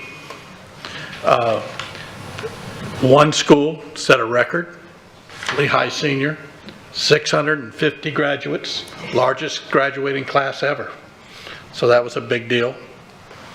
Riverdale is having a very high graduation rate this year. I think it was 94%. And they're still working on getting it up a little higher. So there are a lot of good things happening all throughout all the districts. On the phones, what bothered me the most was the press coverage. When I read the articles today, it made it seem like this was a brand new policy, never been done. We'd never looked at cell phones. Made it look like any teacher could grab a cell phone with no reason, look through it, and do whatever they wanted to, just be able to confiscate the phone and look through it. And that is, as you've heard up here, is definitely not the case. It has to definitely meet the two-pronged tests for reasonable suspicion. They say, well, why can't you always wait? Sometimes what's on that phone, knowing right away, could save lives. It could be a drug deal going down in the school, or some kids meeting another kid in a bathroom, and they've been texting back and forth. You don't know what time, what bathroom. Could be a shooting planned. Someone may have texted someone and said, my buddy and I are going to shoot up the school. Well, you don't know who that buddy is. Maybe looking at the phone, you can find that out. You know who the one texts to somebody, but you don't know who the other person. So there are a lot of reasons. But for whatever reason, I mean, if a child is doing something, has the phone out where they're not supposed to be, that's against policy. And they could take the phone, but they can't look at the phone in that case because there's no reason to look at the phone. So there's very strict guardrails up. And I too have looked all through the cases, you know, not being an attorney, but I found the cases already that you talked about. And it looks like it's pretty well established all through Florida that districts have been doing this. So I'm very comfortable with having it in there. I understand the concerns, and if someone does look through a phone inappropriately, we will deal with them. That person, that administrator will be in trouble. Simple as that. So with that, I'm going to pass it to the superintendent. Oh, no, actually, Attorney Bruno, if you have anything to add about that, I know you've already talked on it. I just wanted to congratulate Mr. Harris on his graduation, and I know that you have a great future. Having Marines and Navy men in my family, I know West Point is a wonderful place to go, so congratulations on that. That's huge, huge accomplishment. So good luck and best wishes. Dr. Bernard. Mr. Persons, members of the board, let me begin. I'm going to just take the point of privilege and call you Cadet Harris. Right? Maybe Mr. Persons has already congratulated you on your future service, but hopefully maybe I'm the first person to call you Cadet Harris at West Point. The gray is going to look great on you. Your information regarding the academic 7-period day and 8-period day in a study hall concept is a brilliant one. We'll take a look at it. But I think to Ms. Langford Fleming's comments, we need to look outside the box, period. As I've shared with the members of the board, there is the potential this summer that the Carnegie Institute will come out for the very first time and say that the Carnegie Unit is not the best way to educate a child. They should not be educated just based on seat time alone. They should be a mastery component to a curriculum. And when a child finishes algebra and can demonstrate competency in algebra in our state by passing the EOC, why can't they move on? So we're going to have to look at things differently, but I appreciate you bringing those issues, and I also appreciate you being on the selection committee. I remember meeting you. I had the opportunity at graduation to meet another member of the community, of that student community that I had lunch with, and then I missed the graduation of a young lady from Cypress Lake who was also on the committee, but I saw her recently at another awards banquet and reminded her I would not be at their graduation.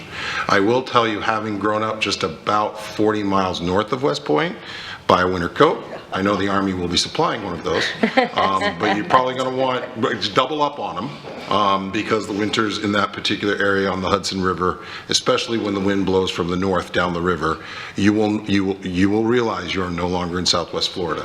So congratulations and best of luck to you. This evening we had a number of speakers, if I may. First of all, I'm very familiar with the book, Discipline with Dignity. It is written by the ASCD Corporation. I have not read that section in particular. I will go back to my copy, which is in my office. I have asked Lynn Harrell, our Director of Professional Development. I'm not sure I have full context to that quote. Once I have it, I will be happy to share it with the board. I would like to thank Robert again for coming forward. I think he's absolutely correct. Pay for teachers is not the only issue. Respect for teachers is a part of the issue, and not only internally, but externally as well. I really appreciate you bringing that aspect. And then teacher voice and student discipline in their school is also incredibly important. So thank you for bringing those issues forward. As to AI, I think we have to look at AI, and we know that it exists, and we have to figure out a way as a school system not to fight against it. Our kids have taught us with that with cell phones and all sorts of other technology.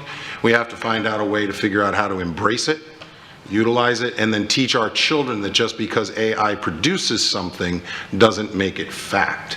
We have to make our children good consumers of this electronic media, and I think that's a real focus for what we need to do. So I'm thankful for that person who brought that forward. As to Veterans Park, I'll take it on a couple of different episodes or different processes. What happened at Varsity Lakes over the course of a year is not acceptable. But I don't know that a principal can prevent a student who's on a bathroom pass from going into a bathroom and vandalizing it. What a principal can do, and checking the discipline records has done, can pull students in, find out who entered the bathroom, try to track down who's responsible, make those students accountable, and then fix the graffiti or the issue. That video or clip that was released, I believe, is a conglomeration of a lot of events that occurred at Varsity Lakes. Are they acceptable? Absolutely not. Are they ways students should behave? Absolutely not. Do students sometimes behave that way? Yes, they do. And the principal there was taking care of things, moving forward, trying to clean things up as they went. And as I explained, he was absent today from his appointment because he's staying late to ensure that his custodians are doing any additional work that might need to be done.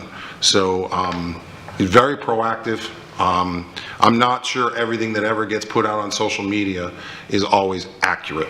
And I think we have to, just like I was talking about with AI, we have to teach our community to be good consumers and know sometimes that just because we see it doesn't make it true. And I think that's important to get out as a message. So I appreciate the people who came, Veterans Park, but for the person who said that they believe that I was saying it was acceptable, I'm sorry if I left that impression. I don't believe that it is. As to the comments regarding our code of conduct in other languages, I think that's a reasonable expectation. I will speak with our team and see what's feasible between now and when we bring it back to you to see whether we could get a translation done so that members of the community could see it in their home language and better understand it. It may help us also with some of the questions earlier today with the idea of how do we get more people to sign it. More people signing it, maybe in the understanding it better now earlier in the process. So we'll take a look and see what's possible. I think we've talked about cell phones at length. What I want the community to know is we will not search a cell phone without reasonable suspicion. We have to have that.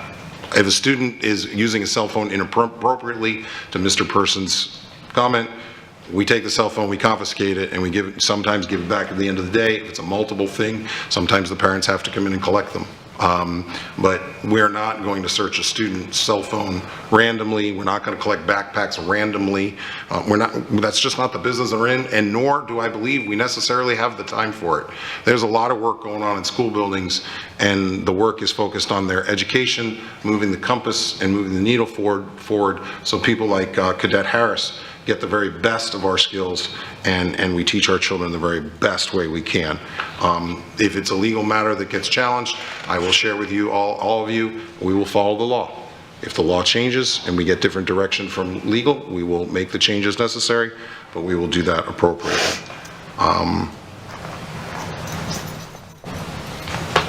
Trying to make sure I touched on all of our speakers. I will say also, Mr. Cruz, I do appreciate Mr. Cruz coming to the podium today with some ideas regarding virtual reality and how it may be able to help some of our students in exceptional education. As I shared with the board, that individual has an appointment tomorrow with Jessica Duncan regarding a specific IEP for their own child, but we will go ahead and add that to the conversation and have some deeper, richer conversations. That some of that information has already been shared with our staff, and we're already in touch with the University of Florida and that particular professor.